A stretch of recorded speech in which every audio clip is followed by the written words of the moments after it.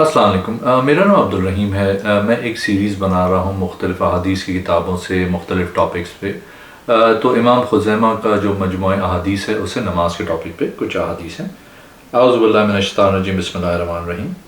حضرت ابو ذر رضی اللہ تعالیٰ عنہ بیان کرتے ہیں کہ میں نے عرض کی، اے اللہ کے رسول صلی اللہ علیہ وسلم، زمین پہ سب سے پہلے کون سی مسجد بنائی گئی تھی؟ آپ صلی اللہ علیہ وسلم نے فرمایا، مسجد حرام۔ میں نے پوچھا، پھر اس کے بعد کون سی بنائی؟ آپ صلی اللہ علیہ وسلم نے فرمایا، مسجد اقصیٰ۔ میں نے دریافت کیا، ان دونوں کے درمیان کتنا عرصہ ہے؟ آپ صلی اللہ علیہ وسلم نے فرمایا، 40 سال۔ پھر جہاں بھی تمہیں نماز پا لے، اس کا وقت ہو جائے تو تم نماز پڑھ لو، وہی مسجد ہے۔ ایک اور حدیث ہے 788۔ حضرت انس بن مالک رضی اللہ تعالیٰ عنہ بیان کرتے ہیں کہ جب رسول اللہ صلی اللہ علیہ وسلم مدینہ منورہ تشریف لائے تو آپ صلی اللہ علیہ وسلم کو جہاں پہ نماز کا وقت ہو جاتا، آپ صلی اللہ علیہ وسلم وہی نماز پڑھ لیتے، لہٰذا آپ صلی اللہ علیہ وسلم بکریوں کے باڑے میں نماز پڑھ لیتے تھے۔ پھر آپ صلی اللہ علیہ وسلم نے مسجد بنانے کا حکم دیا۔ وہ کہتے ہیں، آپ صلی اللہ علیہ وسلم نے بنو نجار کی ایک جماعت کو بلانے کے لیے پیغام بھیجا تو وہ حاضر ہو گئے۔ آپ صلی اللہ علیہ وسلم نے فرمایا، اے بنو نجار، مجھے اپنا یہ باغ قیمت لے کے دے دو۔ انہوں نے عرض کی، اللہ کی قسم، ہم اس کی قیمت صرف اللہ تعالیٰ ہی سے طلب کرتے ہیں۔ حضرت انس رضی اللہ تعالیٰ عنہ فرماتے ہیں، اس باغ میں مشرکین کی قبریں تھیں اور ایک کھنڈر تھا اور کچھ کھجور کے درخت تھے۔ چنانچہ رسول اللہ صلی اللہ علیہ وسلم نے حکم دیا، قبریں کھود کر ہموار کر دی گئیں، کھنڈر کو برابر کر دیا گیا اور کھجور کے درخت کاٹ دیے گئے۔ صحابہ اکرام رضی اللہ تعالیٰ عنہ نے کھجور کے تنوں کو مسجد کے قبلے میں رکھ دیا اور آپ صلی اللہ علیہ وسلم نے فرمایا، دروازے کے دونوں بازو پتھر کے بنا دو۔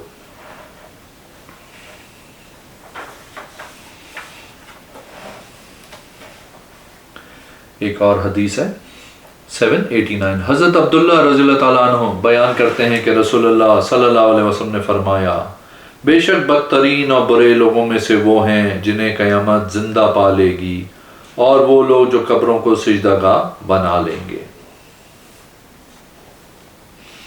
ایک اور حدیث ہے، حدیث نمبر 790۔ حضرت ام حبیبہ نے اس گرجا گھر کا تذکرہ کیا جو انہوں نے حبشہ میں دیکھا تھا اور اس میں تصاویر تھی۔ ان دونوں نے اس کا ذکر رسول اللہ صلی اللہ علیہ وسلم سے کیا تو آپ صلی اللہ علیہ وسلم نے فرمایا، وہ ایسے لوگ ہیں کہ جب ان میں سے کوئی نیک آدمی ہوتا ہے اور وہ فوت ہو جاتا ہے تو وہ اس قبر پہ مسجد بنا لیتے ہیں اور اس میں یہ تصاویر بناتے ہیں۔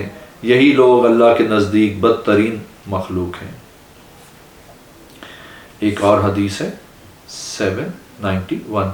حضرت ابو سعید خدری رضی اللہ تعالیٰ عنہ بیان کرتے ہیں کہ رسول اللہ صلی اللہ علیہ وسلم نے فرمایا، قبرستان اور حمام کے سوا ساری زمین مسجد ہے۔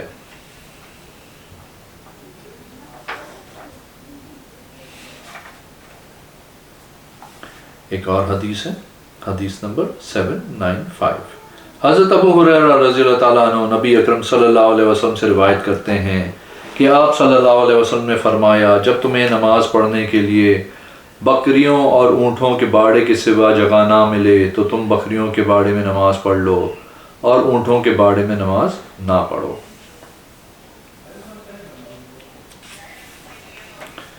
ایک اور حدیث ہے 798۔ حضرت ابن عمر رضی اللہ تعالیٰ عنہ نبی کریم صلی اللہ علیہ وسلم سے روایت کرتے ہیں کہ آپ نے نیزہ گاڑ کے اسے سترہ بنا کے نماز پڑھتے تھے۔ ایک اور حدیث ہے 799۔ حضرت ابن عمر سے روایت ہے کہ نبی اکرم صلی اللہ علیہ وسلم نے نیزہ گاڑ کے لیے نیزہ گاڑ دیا جاتا اور آپ عید والے دن اسے 17 بنا کے نماز پڑھتے تھے۔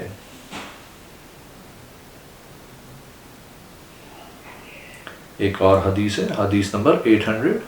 حضرت ابن عمر رضی اللہ تعالیٰ عنہ بیان کرتے ہیں کہ رسول اللہ صلی اللہ علیہ وسلم نے فرمایا، تم صرف سترے کی طرف منہ کر کے ہی نماز پڑھا کرو اور اپنے سامنے سے کسی کو نہ گزرنے دو، اگر وہ نہ مانے اور گزرنے کی کوشش کرے تو اسے لڑائی کرو، کیونکہ اس کے ساتھ ایک ساتھی شیطان ہوتا ہے۔ ایک اور حدیث ہے 801، حضرت ابن عمر رضی اللہ تعالیٰ عنہ بیان کرتے ہیں کہ میں نے رسول اللہ صلی اللہ علیہ وسلم کو اپنی سواری اونٹ کی طرف اسے سترہ بنا کے نماز پڑھتے ہوئے دیکھا۔ حضرت نافع رحمۃ اللہ علیہ بیان کرتے ہیں میں نے حضرت ابن عمر رضی اللہ تعالیٰ عنہ کو اپنی سواری کی طرف نماز پڑھتے ہوئے دیکھا۔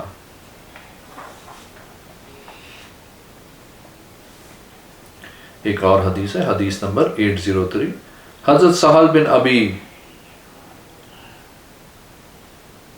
حسمہ رضی اللہ تعالیٰ عنہ سے روایت ہے کہ نبی اکرم صلی اللہ علیہ وسلم نے فرمایا، جب تم میں سے کوئی شخص نماز پڑھے سو سترے کی طرف نماز پڑھے اور سترے کے قریب کھڑا ہو تاکہ شیطان اس کی نماز نہ کاٹ سکے۔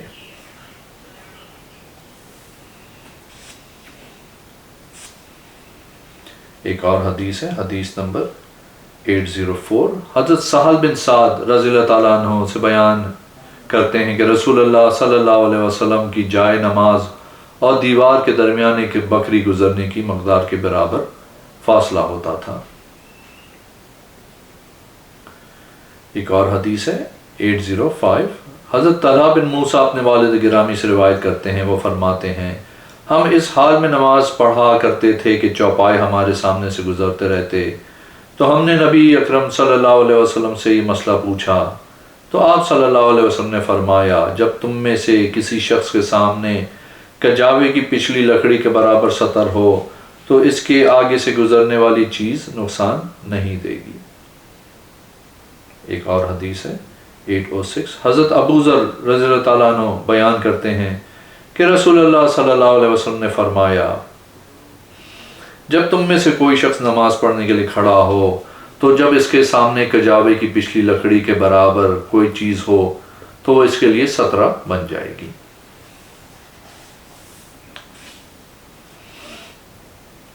ایک اور حدیث ہے، حدیث نمبر 809، حضرت انس بن مالک رضی اللہ تعالیٰ عنہ بیان کرتے ہیں کہ میں نے رسول اللہ صلی اللہ علیہ وسلم کو عیدگاہ میں نیزے کو سترہ بنا کے نماز پڑھتے ہوئے دیکھا۔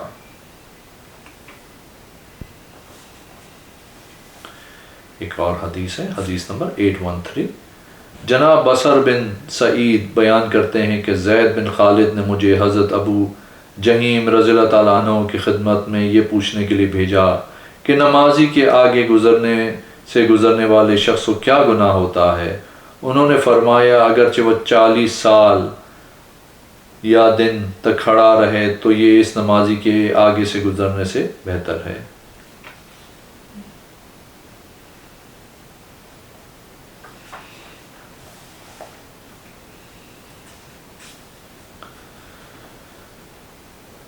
ایک اور حدیث ہے، حدیث نمبر 816، حضرت ابو سعید خدری رضی اللہ تعالیٰ عنہ بیان کرتے ہیں کہ رسول اللہ صلی اللہ علیہ وسلم نے فرمایا، جب تم میں سے کوئی شخص نماز پڑھ رہا ہو تو اپنے آگے سے کسی کو ہرگز نہ گزرنے دے، پھر اگر وہ رکنے سے انکار کر دے اور زبردستی آگے سے گزرنے کی کوشش کرے تو اس کے ساتھ لڑنا چاہیے، کیونکہ وہ شیطان ہے۔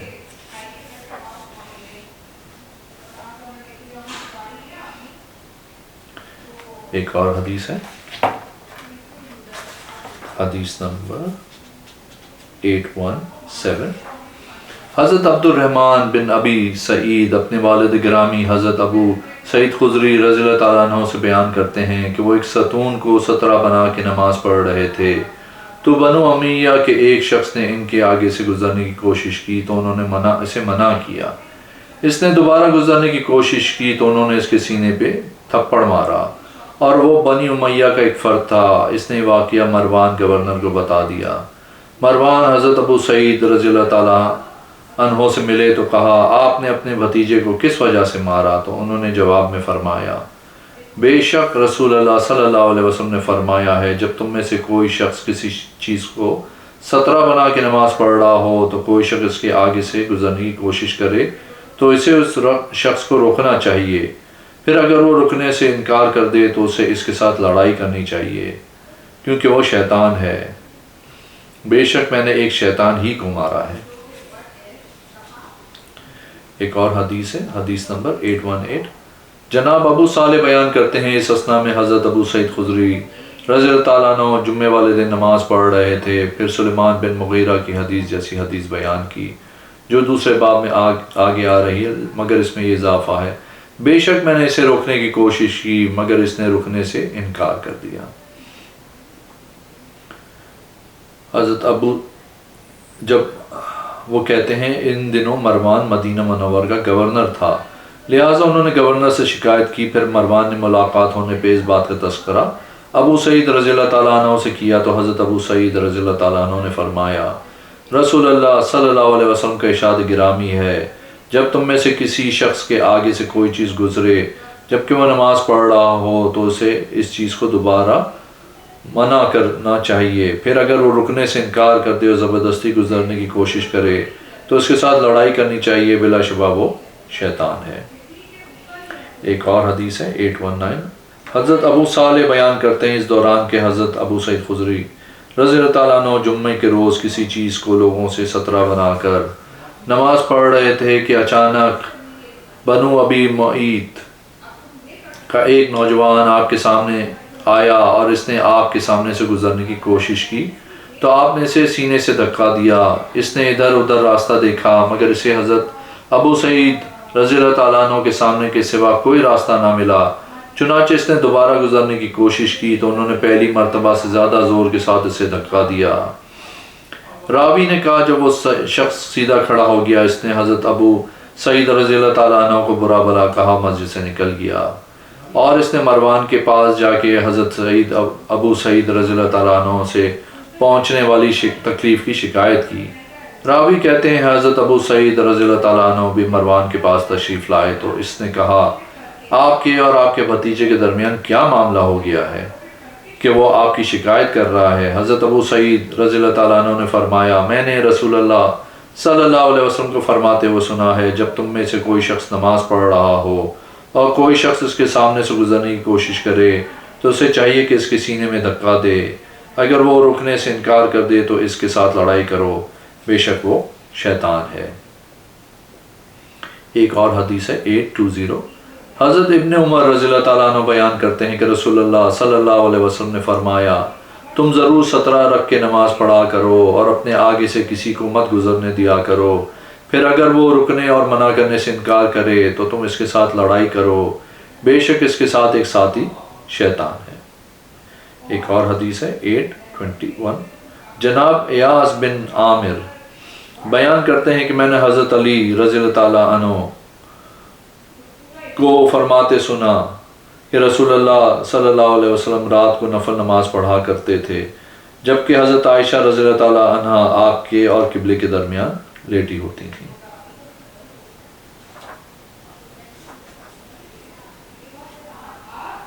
ایک اور حدیث ہے 822۔ حضرت عائشہ رضی اللہ تعالیٰ عنہ بیان کرتی ہیں رسول اللہ صلی اللہ علیہ وسلم رات کی نماز یعنی نماز تہجد اس حال میں ادا فرماتے کہ میں آپ کے اور قبلے کے درمیان لیٹی ہوتی۔